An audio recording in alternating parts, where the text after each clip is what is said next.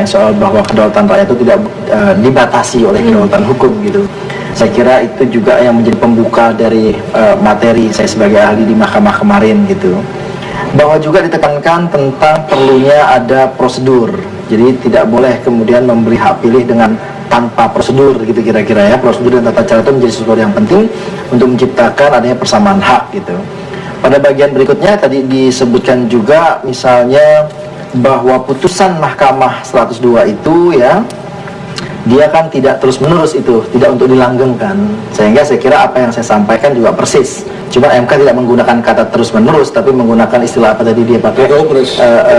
Transisional ya, istilah dia tadi itu kan. Ini dalam fase di mana harus ada perbaikan. Ya. DPT itu harus terus, daftar pemilih harus diperbaikan dan harusnya juga dilakukan secara lebih ketat. MK juga menyatakan tadi bahwa ada pemenuhan syarat soal KTP plus KK gitu. Nah dari catatan-catatan itu ya, saya kira mestinya MK harus menguji juga apakah DPK dan DPKTB itu adalah sesuatu yang sama dengan putusan itu. Ya, harus ada prosedur, harus ada kartu-kartu keluarga begitu, ataukah itu sesuatu yang berbeda tapi dibenarkan pula oleh MK. Nah ini yang saya belum dengar ya. Karena tapi kalau lihat tadi itu dibenarkan. Tidak bertentangan. Kalau tidak disampaikan. Yang disebutkan tadi itu secara material, ya secara material DPKTB tidak bertentangan dengan konstitusi. Ya, tidak bertentangan dengan konstitusi. Nah tetapi kan kita ingin menguji ini produk yang dikeluarkan oleh KPU, apakah dibenarkan dia membuat alternatif dari selain KTP, misalnya itu belum muncul, saya belum mendengar itu tadi.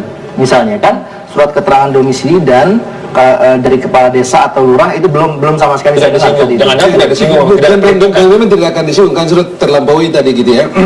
Karena tadi poin penting yang mereka ambil tadi adalah ini menjamin ya seperti argumen yang sudah berkembang dan apa yang betul mestinya putusan Mahkamah Konstitusi itu ditindaklanjuti dan buat norma pada level undang-undang. Tetapi oleh karena sampai sekarang tidak ada dan oleh karena KPU bla bla bla bla, maka PKPU itu harus dinilai sebagai sah. Walaupun memang dikasih catatan terakhir bahwa ini bersifat transisional, penggunaannya harus hati-hati dan seterusnya karena dia berpotensi disalahgunakan. Hanya mengatakan berpotensi disalahgunakan. Tapi faktanya menyatakan bahwa sekali tidak terbukti karena mereka juga kalau mereka lihat tadi mereka mengatakan bahwa dalam perkembangan sidang ini fakta persidangan tidak menunjukkan bagaimana itu di penyimpangan menguntungkan salah satu pihak itu tidak dapat dibuktikan di dalam persidangan ini gitu ya.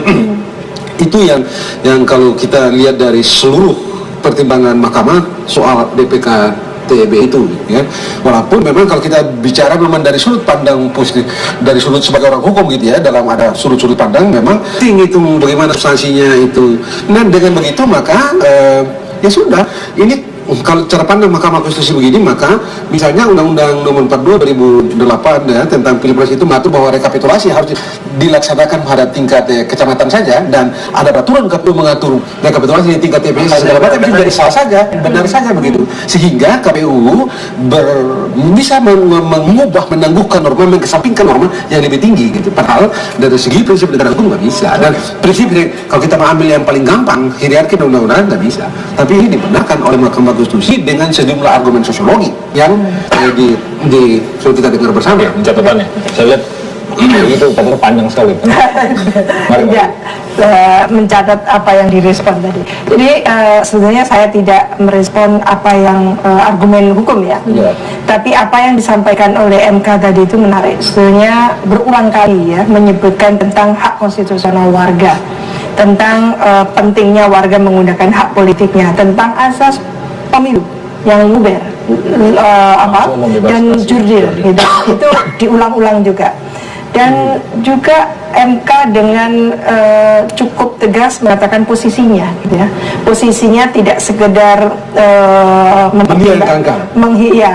tentang penghitungan hasil pilpres, tapi juga bagaimana menggali keadilan dan juga mendapatkan kepastian hukum itu. Ini kalau konsisten seperti itu bagus sekali.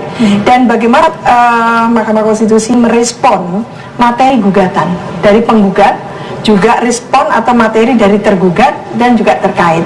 Itu diberikan semuanya dengan argumen-argumen tentunya ya, sesuai dengan saksi data, saksi-saksi ahli dan juga bukti-bukti konkret berkaitan dengan DKP, TB tadi itu ya, terus juga tentang pembukaan kotak dan TSM. Jadi menurut saya proporsional, apa yang diberikan itu normatif proporsional yang kelihatannya ujung-ujungnya ya win-win solution gitu ya.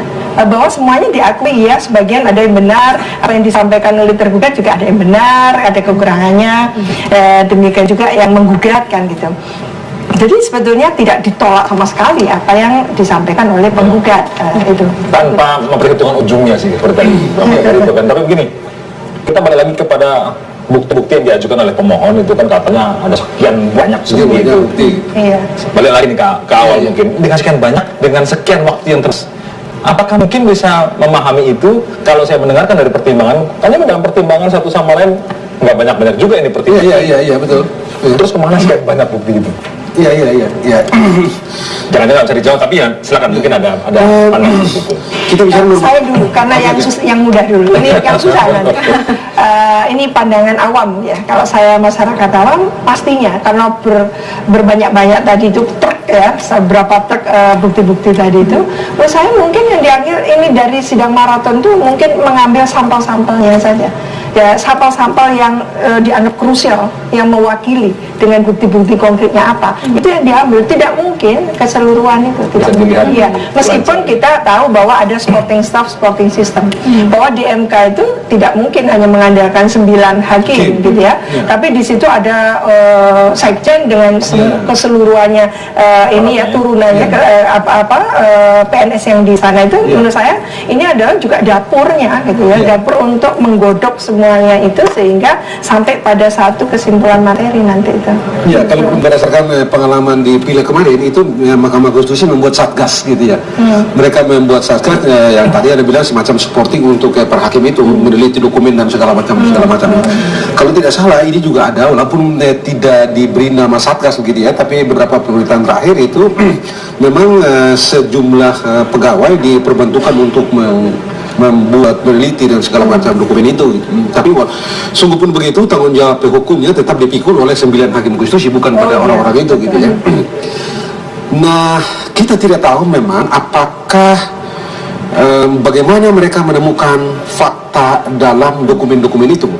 Apakah fakta yang dalam dokumen-dokumen itu dan atau hal-hal yang dianggap determinatif dalam dokumen-dokumen itu disodori kepada hakim atau hakim sendiri yang menemukannya pada dokumen itu, karena mereka bisa jadi tidak sendiri yang memeriksa dokumen itu dan bisa jadi diperiksa oleh anak-anak itu atau teman-teman di sana dan mereka bilang ini tidak signifikan atau tidak signifikan, ini tidak ada semua. Itu yang kita tidak tahu, tapi belum memang kita mesti mengatakan bahwa bagaimana caranya mereka bekerja di dalam itu soal internal. Begitu secara hukum yang bertanggung jawab adalah hakim per 9 itu. Itu yang bisa saya katakan pada kesempatan ini. Sehingga tadi juga disebutkan permohonan tidak jelas, kemudian tidak cermat. Oh, kalau permohonan tidak jelas, tidak cermat itu tadi itu tanggapan dari para termohon dan pihak terkait. Bukan konstruksi dari mahkamah sendiri, tapi pengulangan dari apa yang disampaikan oleh termohon dan pihak terkait. Nah, biasa itu standar itu standar pasti dimuat dalam putusan itu. Satu-satunya yang kita mesti mengatakan bahwa ini memang luar biasa gitu ya. Mereka mengakui bahwa DPT memang selalu jadi masalah dari waktu ke waktu di pilkada dan seterusnya begitu ya. Di beberapa pilkada kan ya mengakui itu ya. Tetapi sekarang kita juga masih mengakui lagi bahwa DPT masih juga menjadi masalah. Oleh karena di sisi lain, oleh karena hak memilih itu adalah hak yang bersifat fundamental, maka perlu ada jalan keluar dan karena itu dibenarkan DPK dan DPT gitu ya. Walaupun kalau kita mau bicara letter konstitusi, hak memilih bukanlah hak yang underogable right dan tidak bisa ditemukan. Begitu ya. Penggunaan hak konstitusi itu pun harus sesuai dengan undang-undang. harus diatur dan dibatasi berdasarkan undang-undang. Yang tidak bisa adalah hak untuk hidup, tidak bisa dibatasi. Ada beberapa hak itu ya, itu hak yang termasuk hak untuk hidup, hak untuk berkeluarga, dan beberapa hak lagi itu yang tidak bisa dibatasi sama sekali. Tapi di luar itu, secara konstitusi dimungkinkan asal diatur dengan undang-undang.